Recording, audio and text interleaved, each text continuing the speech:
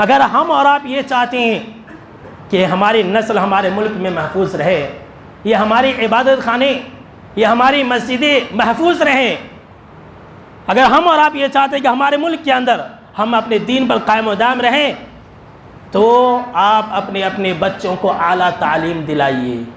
जी हाँ, सुन लीजिए, ये दौर बिरयानी खाने का दौर नहीं है। सुन लीजिए, ये आपको बुरा लगेगा लेकिन ये हकीकत है। ये दौर मुर्ग और मुसल्लम खाने का नहीं है। ये दौर महंगे महंगे शादियाँ करने का नहीं है। ये दौर महंगे महंगे फंक्शन हॉल बनाने का नहीं है मेरे भाइयों। ये दौर जो है फैशन करने का नहीं है। ये दौर खाने पीने से अपने पेट भरने का नहीं है, बल्कि ये दौर अपने अपने बच्चों को बड़ी बड़ी डिग्रियां दिलाने का है। ये दौर अपने अपने बच्चों को IAS, IPS और वकील, लायर्स, जज ये बनाने का दौर है। मालूम है आपको, आज हमारे बच्चे ना वकील हैं ना जज है, इल्ला माशाल्लाह कोई है। 3% है मुसलमानों की तादाद गवर्नमेंट जॉब के अंदर। 3%, वो भी क्या है, चिल्लर नौकरियों में। जो बड़ी बड़ी नौकरियां हैं, बड़ी बड़ी डिग्रियां हैं, उसके अंदर मुसलमानों का नाम और निशान नहीं है। आज हमें ताने मारे जाते, क्या आपने सुना नहीं? मुसलमान बच्चों को पंक्चर नहीं बनाना पड़ता, क्या आपने सुना नहीं? ये मुसलमानों को ताने मारे जा रहे हैं। क्यों? मुसलमानों के इसी कम इल्मी की वजह से। आज मुसलमानों के पास माल दौलत की कमी नहीं है, कमी बिल्कुल नहीं है, लेकिन मुसलमानों के पास इल्म की कमी है। अफसोस होता है कि जिस मजहब की बुनियाद ही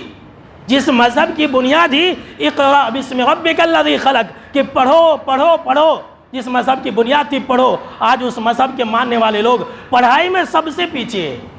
आप ऐसा मत कहिए कि दीन की पढ़ाई में आगे नहीं, दीन की पढ़ाई में भी पीछे, दुनिया की तालीम में भी पीछे। हमारे गैर कौम अपने बच्चों के ऊपर, पढ़ाई के ऊपर लाखों करोड़ों रुपया खर्च कर रहे, और मुसलमान क्या करता पढ़ करके? वो लाखों करोड़ों रुपया शादी पर खर्च करेगा, फंक्शन हॉल पर खर्च करेगा, तरह तरह के फंक्शनों को अपनाएगा, लेकिन अपने बच्चों को नहीं पढ़ाएगा। तो अगर आप अपने बच्चों को नहीं पढ़ाएंगे तो कल आप मारे जाएंगे। जी हाँ, सुन लीजिए, बड़ी बड़ी डिग्रियां दिलाइए, आला से आला तालीम दिलाइए, लेकिन मजहब की तालीम के साथ साथ। मुसलमानों के पास ना मजहब की तालीम है ना दुनिया की तालीम है, लेकिन मुसलमान हर चीज़ में बहुत आगे है, फैशन में बहुत आगे हैं, खाने पीने में आगे हैं।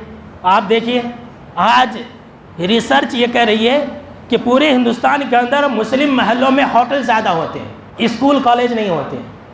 ये पूरे हिंदुस्तान की बात हो रही है। अभी हैदराबाद के अंदर रमज़ान में 1000 करोड़ की लोगों ने सिर्फ और सिर्फ हलीम खाई है। 1000 करोड़ सिर्फ एक महीना के अंदर। अल्लाह की पनाह, अल्लाह का अज़ाब नहीं आएगा तो क्या आएगा? अल्लाह ने इस कौम को इसलिए पैदा किया था कि वो दुनिया को रोशन करे। अल्लाह ने मुसलमानों को इसलिए बनाया ताकि वो लोगों के लिए चिराग बने, और मुसलमान सिर्फ खाने पीने में, पेट पालने में, अपने तोन को बड़ा करने में लगे हुए हैं, तो अल्लाह का अज़ाब नहीं आएगा तो क्या आएगा? ये दौर है, इल्म का दौर है। आज जो इस किताब के सामने में झुक जाएगा, ये किताब उसे किसी भी जगह झुकने नहीं देगी। तो अब हमारे हाथ में है।